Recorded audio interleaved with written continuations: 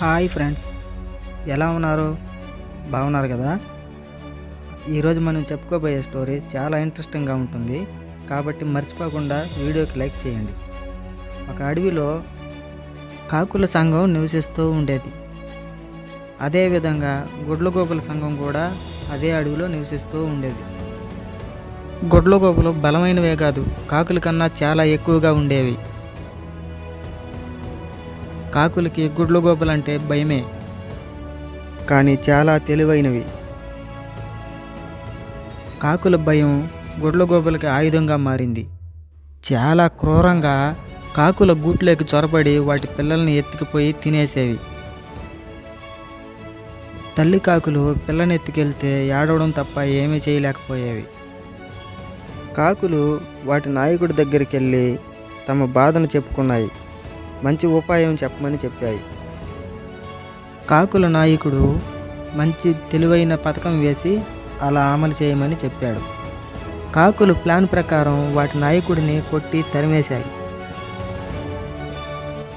పారిపోయిన లీడర్ కాకి గుడ్లగోపు సంఘంలోకి చేరి ఇలా చెప్పింది: అన్నలారా, కాకులకు నేను ఎంత సేవ చేసినా ఈరోజు నన్ను అవి తరిమి కొట్టాయి.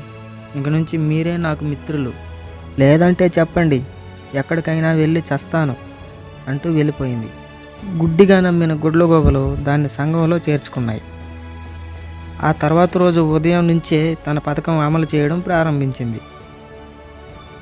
అడవిలో దొరికిన ఎండు పుల్లలను తన కాళ్ళతో కష్టపడి తెచ్చి గుడ్లగోపుల నివాసం ఉంటున్న చెట్టు చుట్టూ పేర్చసాగింది. ఇలా ఎందుకు చేస్తున్నావు అని అడిగితే, రక్షణ కవచం కడుతున్నాను, మీరు కూడా నాకు హెల్ప్ చేస్తే తొందరగా కట్టివచ్చు అని చెప్పింది. గుడ్లగోపులు కాకి చెప్పింది నిజమే కదా, రక్షణ కవచం మంచిదే అనుకున్నాయి. కానీ వాటికి తెలియదు ఆ రక్షణ కవచమే వాటిని భక్షిస్తుందని. కాకి పథకం చివరి దశకు వచ్చేసింది. మరుసటి రోజు రాత్రే కాకుల దగ్గరికి వెళ్ళి ఈరోజే దండయాత్ర ప్రారంభించబోతున్నానని చెప్పి ఒక మండుతున్న కట్టెను తీసుకొని గుడ్లగోపు నివాసం ఉంటున్న చోటికి వెళ్ళి అవి ఆదమర్చి నిద్రపోతుండగా చెట్టుని తగలట్టేసింది. మంటలు మెల్లగా పెద్దవవుతున్నాయి. గుడ్లగోపులు నిద్రలేచి చూసేసరికి పెద్ద నష్టం జరిగిపోయింది. చెట్టు మొత్తానికి కాలిపోయి గుడ్లగోపులు సగానికి సగం చచ్చాయి.